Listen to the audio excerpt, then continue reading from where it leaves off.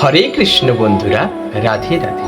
আজ আমরা এক বিশেষ গুরুত্বপূর্ণ বিষয়ের ওপর ভিডিও করতে চলেছি। তো সবাই ভিডিওটি অবশ্যই শেষ পর্যন্ত দেখতে থাকুন, তবেই কিন্তু এই ভিডিওর মূল বক্তব্য, মূল উদ্দেশ্য আপনারা বুঝতে পারবেন। তো চলুন আর দেরি না করে ভিডিওটি শুরু করা যাক। সন্তান কি শুধু ভাগ্যের লিখন নাকি কর্মফল, এই বিষয়ে আজ বিস্তারিত আমরা আলোচনা করব। ভিডিওটি যদি ভালো লেগে থাকে তাহলে অবশ্যই লাইক, কমেন্ট, শেয়ার করতে ভুলবেন না। একদিন মহর্ষি নারদ হাতে বীণা নিয়ে নারায়ণ নারায়ণ জপ করতে করতে বৈকুণ্ঠের দিকে যাচ্ছিলেন। পথে ওনার সাথে এক মহিলার দেখা হলো। মহিলার চোখে মুখে একটা ক্লান্ত ভাব, এক গভীর শূন্যতা।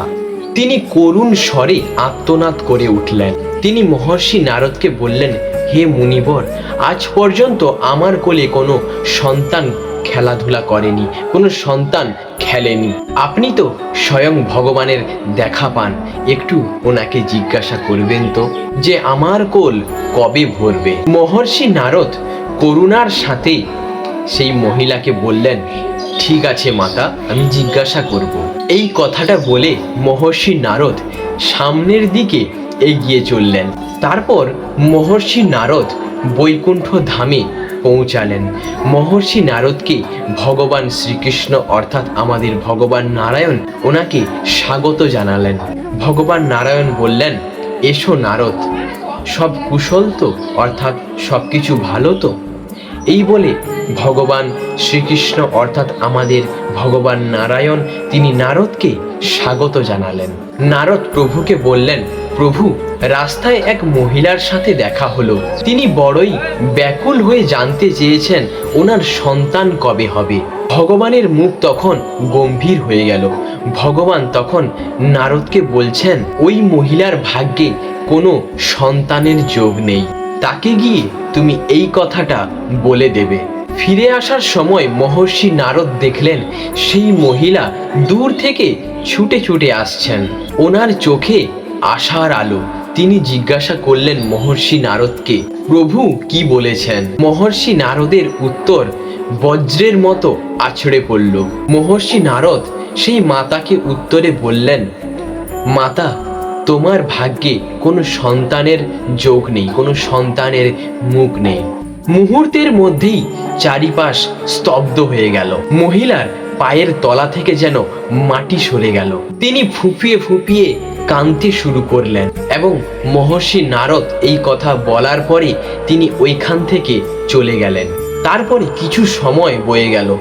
হঠাৎ একদিন সেই গ্রামে এক সাধু এলেন। তিনি ডাক দিলেন এবং তিনি বললেন, যে আমাকে একটি রুটি দেবে তাকে আমি সন্তান দেব তার বদলে, এবং অবশ্যই সেটি সুসন্তান হবে। সেই নিঃসন্তান মহিলা, যার চোখে আজও অন্যের সন্তান দেখে চোখে জল আসে, তিনি দ্রুত একটি রুটি নিয়ে ছুটে চললেন সেই সাধুর দিকে এবং তিনি সাধুর সামনে সেই রুটিটি রাখলেন এবং সাধু হাসি মুখে উত্তর দিলেন, তোমার কোল অবশ্যই ভরবে। আর ঠিক তাই হলো। কয়েক বছর পর সেই ঘরে এক সুসন্তান জন্ম নিল। ঘরে ঢাক ঢোল বাজলো, প্রদীপ জ্বলে উঠল। যে ঘর নিস্তব্ধতায় ভরেছিল সেই ঘর আজ শিশুর হাসিতে, শিশুর খেলাধুলাতে ভরে উঠল। কয়েক বছর পর মহর্ষি নারদ সেই পথ দিয়ে আবার হেঁটে চলেছিলেন। সেই মহিলা নিজের সন্তানকে কোলে নিয়ে হাসি মুখে মহর্ষি নারদকে বললেন, মহর্ষি নারদ, আপনি তো বলেছিলেন আমার ভাগ্যে, আমার কোলে কখনো কোনো সন্তান আসবে না। দেখুন, এই আমার পুত্র সন্তান। এক সাধু আমাকে আশীর্বাদ করেছিলেন এবং ভগবান আমাকে এই সুপুত্র সন্তান আমাকে দান করেছেন। মহর্ষি নারদ অবাক হয়ে ভাবলেন, এটা কিভাবে সম্ভব? তিনি সরাসরি বৈকুণ্ঠে গিয়ে ভগবান বিষ্ণুকে অর্থাৎ ভগবান নারায়ণকে প্রশ্ন করলেন, প্রভু, এটা কিভাবে সম্ভব?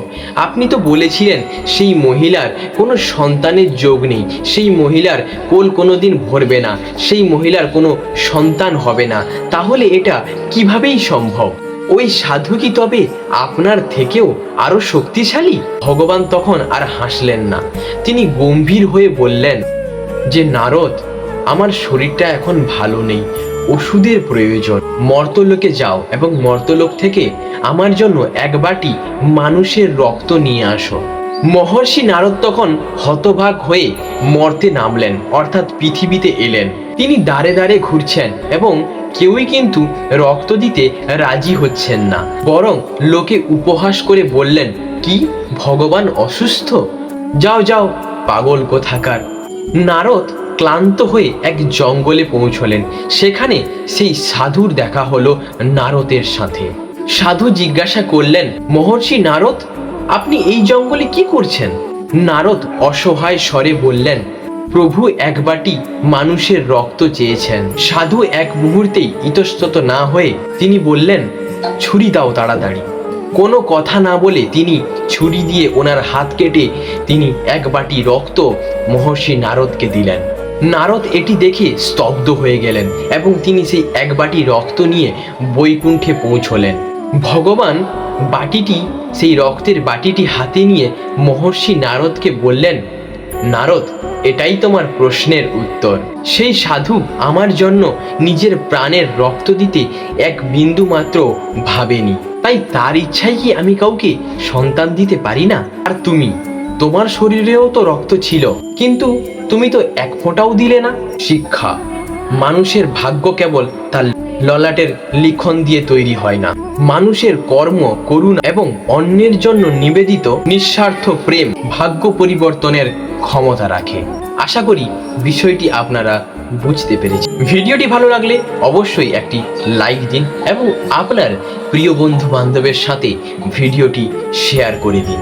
এমনই সব গুরু রহস্য এবং জীবনমুখী আলোচনার জন্য আমাদের চ্যানেলটিকে অবশ্যই সাবস্ক্রাইব করে রাখুন। অবশ্যই বেল আইকনটি প্রেস করে দিবেন, যাতে সর্বপ্রথম আমাদের ভিডিও আপনাদের কাছে পৌঁছে যায়। দেখা হবে পরবর্তী ভিডিওতে। ততদিনের জন্য সবাই ভালো থাকবেন, সুস্থ থাকবেন, নিজেদের খেয়াল রাখবেন। জয় শ্রীকৃষ্ণ। রাধে রাধে। হরে কৃষ্ণ। হরি বল।